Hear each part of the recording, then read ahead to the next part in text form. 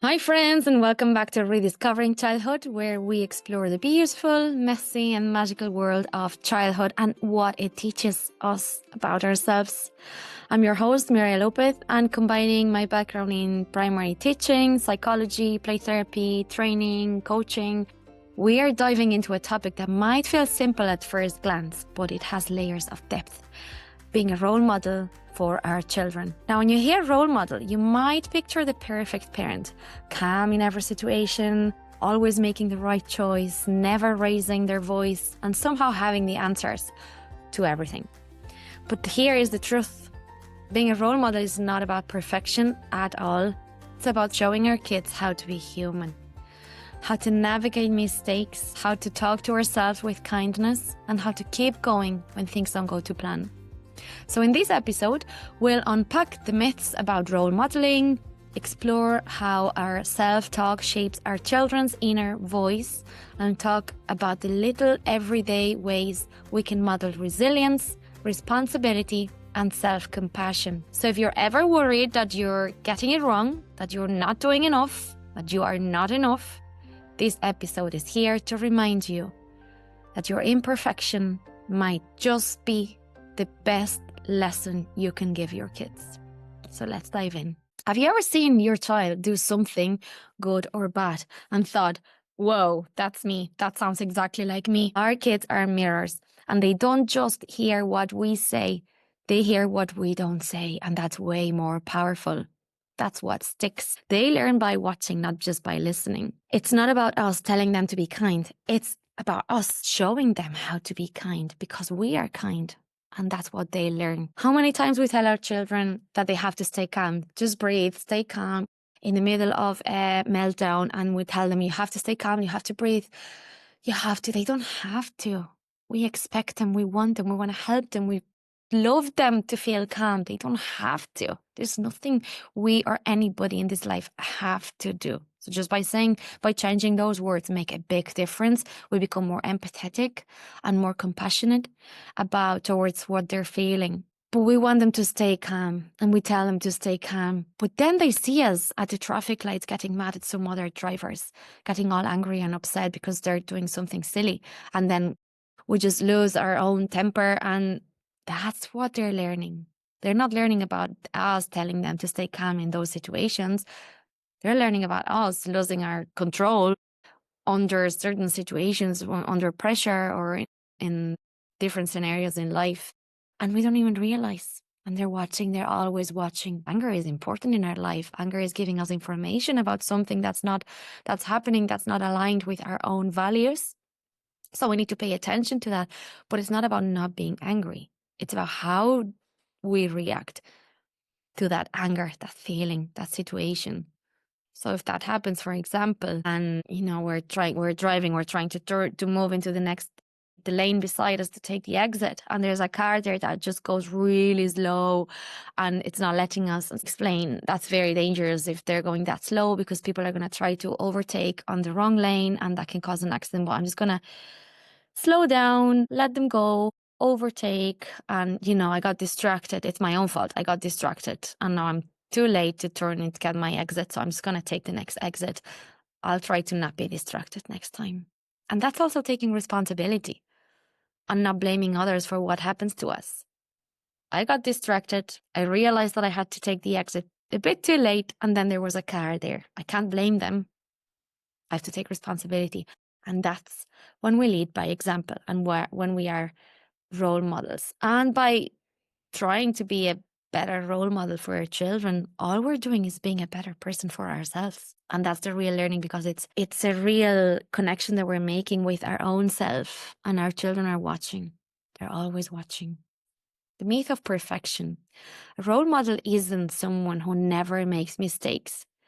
It's someone who shows how to handle them. It's just separate yourself from the problem and observe it as if you were your own therapist, and separate the stories from the facts. If you spill coffee, let's say you spill coffee on some important papers, you had some printed papers there, you spilled your coffee on it, and you could start panicking and swearing and, just being really, really upset and angry. Take a break, we take a breath, and we say, you know what? I can actually print them again. I was rushing. I spilled the coffee. It happens. I'll print them again. I'll be 5 minutes late. I'll message them, tell them that I'll be 5 minutes late because I have to reprint these documents. They will prefer me being 5 minutes late with the documents than being there now without the documents. So that's okay. And it could have happened to them. They'll understand. And if they don't understand, then that's not on me. That's on them. Because it's not for me to decide how they react to then this situation, this new circumstance. All I can do is accept that I spilled my coffee. I made a mistake, air quotation, and I take responsibility for it and I try to fix it. And we're human. It happens. And our children learn from that. When they have a spillage, when they break something by accident, they won't blame themselves and think that they're the worst person in the whole entire world because they made a mistake, they broke something, or something happened to them. You know, my mom and dad are perfect. They never make mistakes. They always get it all right. I know I made a mistake and that makes me the worst person in the world. That's not what we want. So making mistakes is a good thing. And letting our children learn that we also make mistakes, but it's how we react to those mistakes that really teaches them about life and how life really works. And setting their own expectations that life isn't easy, but we can deal with it. And it's part of life and it builds our resilience. Kids need to see problem solving, not perfection. Perfection doesn't teach them anything. Problem solving does. Power of self-talk. How important our inner voice. And our inner voice is shaped by all of our past experiences and expectations, emotions that are still trapped in our bodies. And I'm a big believer of journaling lately, especially. I've been journaling for many, many, many years, even though I forgot that I journal. And actually, my daughter found a journal from many months ago.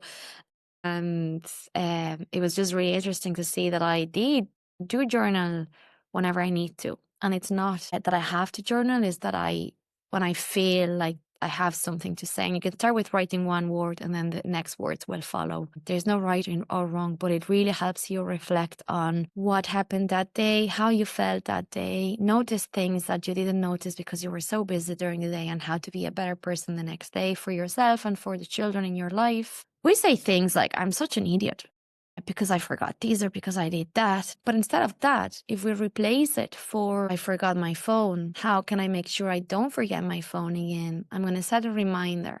It's really important that I have this phone tomorrow for this meeting. So I'm going to set a reminder for tomorrow to ensure that this doesn't happen again. So it's not about what happens to us. It's about what we learn from that situation so we can avoid the repetition of that situation. And we narrate our internal problem solving out loud for our children to learn the process of how we solve problems. That's so powerful. I did this, and because of this, then this happened. So I'm going to do that so it doesn't happen again. And I'm in control. And I acknowledge that I made a mistake. And then that builds our connection with our children as well, because they'll feel safe when something happens to them to tell us and to know that we are their safe space. We're not judging them for their mistakes or for things that went wrong. They feel comfortable and they feel safe telling us things that didn't go according to plan, things they did wrong, things that they might feel guilty or ashamed for. They will tell us. And that is so powerful, because then we become the parents that they deserve, the parents that are there to support them, not when everything is great, but also when things are not so great. And that's when they need us the most. Emotional regulation in real life. So how do we respond in moments of frustration, disappointment, or surprise, unexpected situations? Things that don't go according to plan. We want to go to the playground, we pack our bags, we're ready to go. It took forever to get out of the house. We get to the playground is closed. How do we react to that? Do we get angry and frustrated again? Do we blame the circumstances? Do we blame, why do they close so early? That's so stupid. Or do we take responsibility? Well, we check, next time we go somewhere, we'll check the opening times, but that's okay because we're packed already. So let's go somewhere else. Or while we're here, maybe we could take a takeaway, take it home and have a picnic on the floor at home, watch a movie. So it's how we react to those situations when things go unexpectedly. Spill at dinner, instead of snapping and getting angry, we can say, let's grab a cloth together and clean this up. Because remember, you spilled that coffee as well. So it wouldn't be fair to get angry at them. Again, do we blame them for spilling that, so now we have to clean up? Or we just clean together? Or stay calm and tell them, that's okay. That's okay. Just grab a cloth and wash it. That's okay. You don't have to clean it. It's sometimes we put that pressure on ourselves that when something happens, it's on us then to fix it. But it's not. We can really nicely ask them to fix their own, that situation that they created by mistake. That's okay. Delegate, and delegating as parents is really hard because it takes longer. It's not going to be as clean as if we cleaned that spillage. But it is by practicing that they learn, so it gets better and better every time, and they'll become more independent, and they'll improve their coping mechanisms and their self-talk and their inner voice. So it's really, really important that we delegate and that we stay calm when we're under pressure. Take a deep breath and narrate how you feel. Tell them, I'm actually feeling really overwhelmed and disappointed, because I just narrate your own thoughts. It's so powerful. And sometimes we keep that to ourselves, and then we're angry and at things that we shouldn't be angry. And they're so small situations. But it's that drop that just creates that spillage of our own cup, because it's so full of all those situations that we keep for ourselves.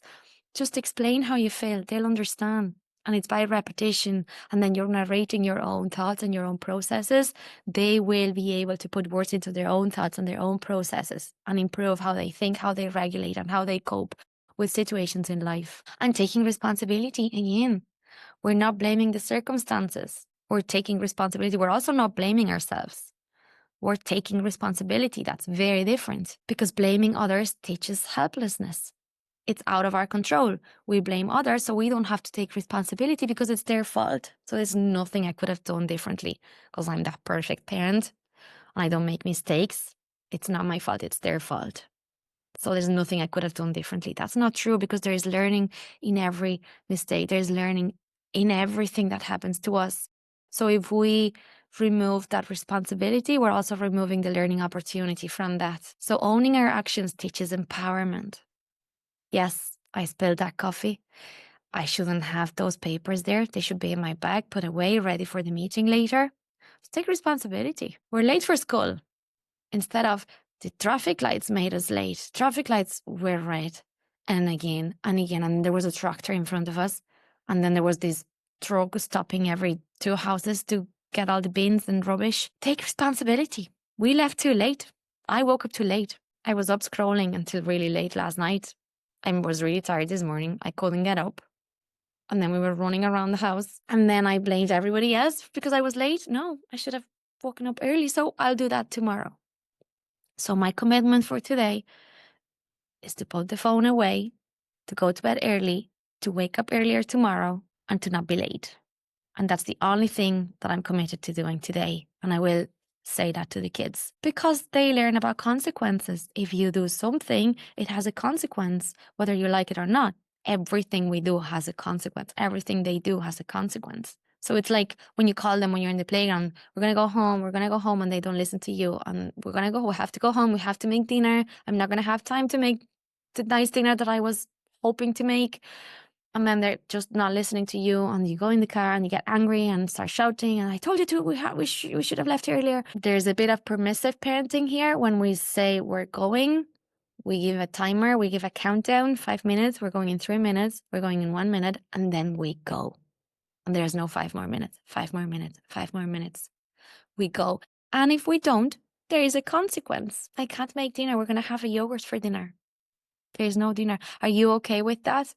Because if you want to have that nice dinner for yourself as well, you set the boundaries. And again, we give them 5 minutes, we give them 3 minutes, we give them 1 minute. And then we replace the fun that they're having in the playground for something else to look forward to when they get home. We don't just take things away. It's like when we want them to turn off the TV. We don't just turn off the TV and then, do something else. We replace. And we can give them choice. And the more they practice this when they're bored, the more ideas and inspiration and imagination they will have. So they will be able to come up with their own ideas and things to do to entertain themselves. But we don't take away, we replace. like when we're in the playground and we want to do other things. But we take responsibility for the consequences and for the things that we do. And kids learn that they have power to influence outcomes, to create their own consequences. And that gives them choice and that gives them freedom. Because if they're in the playground and they don't want to go, but they also wanted to have that really nice dinner that they ask you to make,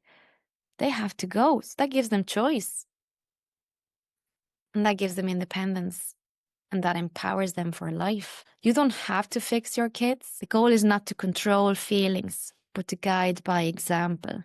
So say, for example, a child is frustrated with a puzzle, trying to build a jigsaw, and instead of finishing it for them, show patience. We see our kids struggle all the time with things like zipping up coats, putting shoes on, finding things in the house, and we want to help them so badly. And that's one of the hardest things as parents as well, is to step back when we can see that we would have a way of helping them and making their life a lot easier at that moment. But that's not teaching them for the long term. That's not teaching them life skills. That's also sending the message of, you can't do it by yourself. You need me to help you. So if we encourage patience, if we encourage resilience, if we encourage keep going, don't give up, keep practicing, you got this. If we're in a rush, let's say we're going to school in the morning, they're struggling to tie their shoes and say, okay, look, I'm going to help you now because we're going to be late. Otherwise, again, taking responsibility, thinking about the consequences and explaining that to our children. I'll help you now so we can be quicker. But then when we get back to school, we'll spend a few minutes playing with these shoes and see if we can tie them, who ties them the fastest. Or, I can play a little game with the shoes and then teach them how to tie their shoes through play at the right time, but not when you're under pressure. But by narrating this, they're learning that sometimes, we set priorities, that being in time for school is more important at the moment than for them to tie their own shoes, but we will schedule time. And that's something they will look forward, that little quality time with you doing that, because it's as simple as that. We don't need to create the biggest games, the biggest days out, the most expensive holidays. It's about that small, consistent moments of quality time with you that they look forward and builds their connection together. So they learn persistence and patience from your behavior when you're communicating what's going on. So an action plan to become a more attuned role model could start with a self-awareness check. And I'd go back to the journal and maybe write down 3-5 things that happened that day that made you feel negative emotions. Did something happen today that made me feel guilty? That made me feel I wasn't good enough? And how did I react to that? What did I say? Or something that my child did that triggered me, made me angry, made me sad. How did I react to that? And how would I like to react to that? And write it down. And it is by repetition of noticing the way we react to certain situations and start creating a new version of yourself based on how would you like to react to those situations, to turn them into learning opportunities for yourself and for your children. That's going to help you grow so much. And doing that consistently, just two lines, starting with something really, really simple. And then once you're in that zone, if there is something else that needs to come out, those words will follow.